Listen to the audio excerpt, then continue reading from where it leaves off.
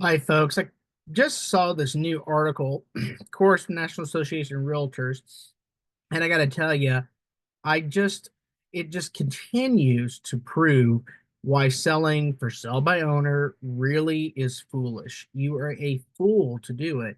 A lot of agents make content talking about, oh, you're really smart. They give you these calls saying how it's wise. I get it. Some of you are investors, you're savvy, you can really figure it out. But a majority of people cannot. And that probably includes the listener. So you can be mad if you want, leave some nasty comments. That's fine. But the thing is, it's not just National Association of Realtors, but other places have been tracking this data. I'll drop the link, down below. But essentially, I'm just wanting to show you a couple of parts of it. So we're going to read this out loud together. The Fsbo market share has been gradually shrinking over the last 40 years as technological advances have eased the real estate process. Consider in 1985, Fsbo sales accounted for up to 21% of home sales. Since then, the Fsbo shares decreased, staying mostly in the single digits since 2010. Even with the tremendous equity gains homeowners have had, no one wants to leave money on the table, and an agent can help determine the best selling price and marketing strategy to find a qualified buyer. So, looking at this chart, this goes 1981 to 2024. This line up here, agent assisted sales. Now that means like an agent was involved in some way. Maybe an agent did bring a buyer. That does happen, although it's somewhat it's not as common as many of you would like. You think that that's what's going to happen with everyone. Personally, I would never take a buyer to a for sale by owner because so many for sale by owner sellers are knuckleheads, they're cheats, and they're just really unpleasant to work with. I mean, I'm just being really direct and blunt with you because no one else will be. But if you notice, 90% and around only 6% are for sale by owner in 2024. Now, this other thing that says other, that's like investors or like family transfers, like it just transfers from one family to another.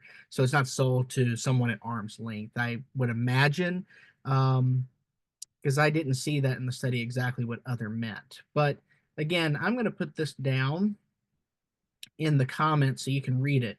But again, just another stat. The median for all Fsbo sales for 380,000 versus 435,000 for all agent assisted sales. I keep showing people this, and I'm going to stop sharing here if I can pull it up. Let's see, I'm going to pull up the calculator.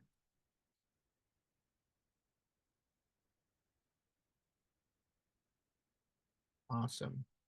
So stop sharing that. And now we're going to share the calculator because my computer is not fun, guys. So, okay, we said 380 is what Fsbo's sell for. Let's just say they own the home outright and they only had to pay 0.5% in closing costs, which is actually really, really high. So let's just round that up, $2,000. So 380 minus $2,000, their profit $378,000. Now maybe they have a mortgage that has to be paid off or other liens. Maybe they decided to help pay closing costs or something, but that's without any commission. That's no agent involved. And again, we're looking at the median. Now, if you got that price of 435, 123, still same closing costs. We're gonna take off that 2,000, right? 433. However, let's say you did have an agent and you also compensated a buyer's agent and it was 6%, $26,100.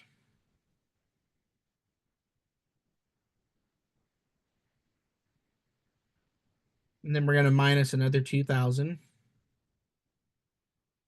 I mean, okay. And this is again assuming you have no other debts to pay and that there's no other concessions. Like no one's like the buyer isn't asking for closing costs or for you to give money for them to repaint the place or you're having to pay off solar panels. None of that. But let's just look minus 378,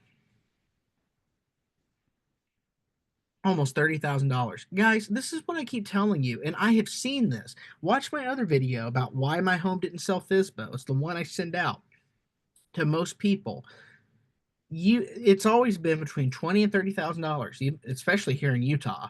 that you lose by using an agent. Now, is there some cases where someone did just magically sell it for the market value and they saved all kinds of money? Yes, but it's not an intelligent argument saying, well, I know a guy, or one time I did it, or I've sold a house before. It's just not true.